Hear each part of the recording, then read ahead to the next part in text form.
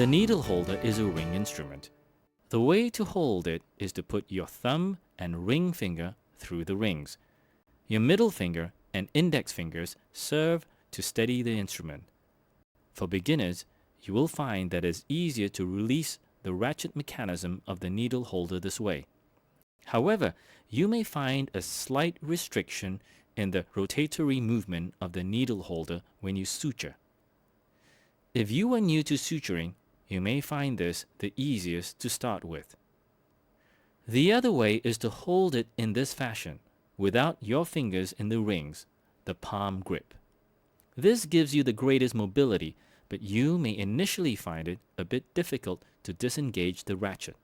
It also allows you to rotate the needle holder in your hand so as to reorientate the direction of the needle point.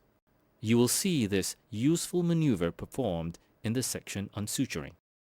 A compromise is to hold it this way, with just your ring finger in the ring. Master one technique first before going on to the next.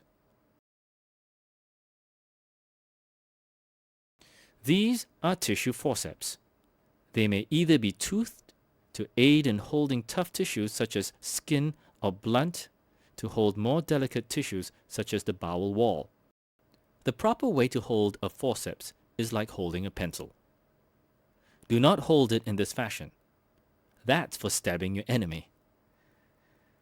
To load a needle onto the needle holder, hold the needle with the tip of the needle holder from about 1/3 of the way from the suture end. When encountering tougher tissues, you may load the needle more towards the tip, about halfway along the needle.